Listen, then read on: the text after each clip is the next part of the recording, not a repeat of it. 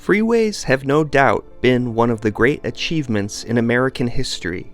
The ability to get places that perhaps took an entire day could be cut down to a few hours, and in cities people could live further away from where they worked than ever before. While much of the result has been positive, there have been, however, instances where one way or another cities were and are very much negatively impacted. These are cities that were ruined by freeways.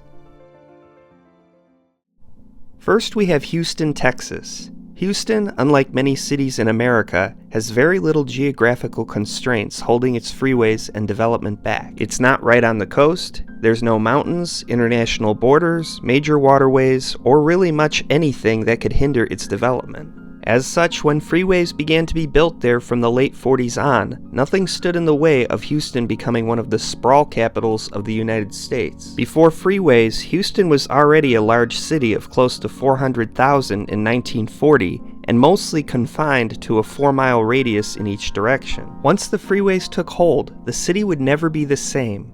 Locally, 40,000 people would be displaced from their homes by freeway construction in the decades to follow. Neighborhoods and wards would be physically divided by the freeways, and many historical buildings were torn down. A large part of the downtown would become a contingent of parking lots, no doubt there to serve the many who would be living further from where they worked. Houston would go from roughly 250 square miles in land area in the mid-1950s to 551 square miles by the 1980s, largely due to this. Today, you are largely left with a city that has some of the worst traffic in the country, whose metro is over 50 miles across in parts, and whose downtown is 26% parking lots.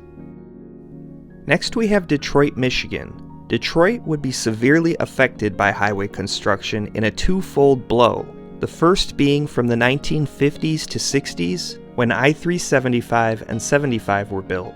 This would essentially turn downtown into a traffic island, surrounded by a freeway and the Detroit River. In addition, tens of thousands of residents would have to be displaced from their homes. Much of the project would be considered racially motivated gentrification of African American neighborhoods in Detroit, and the freeways as a whole would vastly change the landscape of the city, both physically and geographically. The second blow would not be until the 1970s, when the Jeffries Freeway, also known as I-96, would be built. At this point in time, Detroit had already lost about 18% of its 1950 population peak. People were moving to the suburbs, and the demand for living in the city of Detroit was dropping. This highway no doubt made that even easier. This freeway is so large in parts that it has as many as 18 lanes in spots, accounting for 600 feet in width side to side. In this instance, 3,500 buildings would be torn down, and the city, already losing many tax-paying citizens, would lose $440,000 a year in tax revenue. As of 2 years ago, the highway, no doubt, due to Detroit's massive population losses, has less than half the number of people traveling on it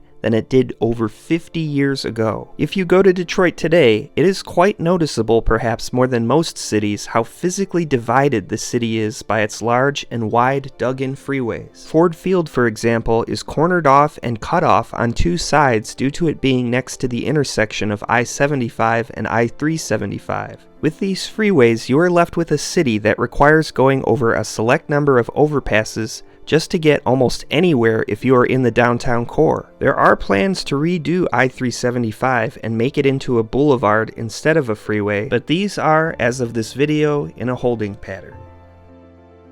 Next we have Buffalo, New York. Buffalo, like Detroit, would be greatly affected by freeways in a twofold way. The first we will cover is the Kensington Expressway. This freeway would completely replace what was known as the Humboldt Parkway, at least in its true form, which was a scenic boulevard consisting of many trees throughout. While it may have been an aesthetically pleasing road to drive on at the time, by the 1950s and 60s, Buffalo was beginning to change. Tens of thousands were leaving the city limits, and in all, Buffalo would lose almost 120,000 people in those 2 decades. The metro, however, was still growing, and suburbanization would demand that a freeway be built to accommodate. Thus would come the Kensington Expressway.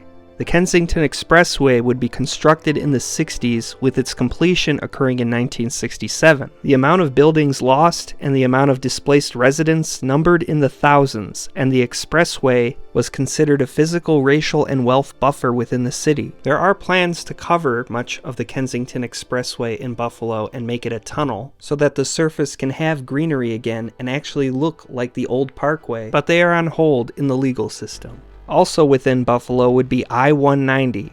This freeway, which opened in 1959, largely blocks off almost the entire city from its Lake Erie and Niagara River waterfront.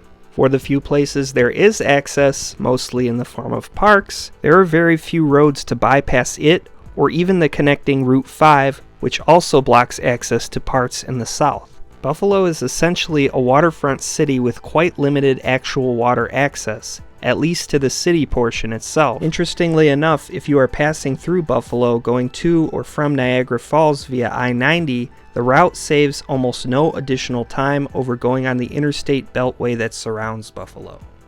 Freeways solve a lot of transportation and logistical issues in a city and metro for many. However, they can come with their costs, and in these cities they have, and it remains to be seen what goes from here.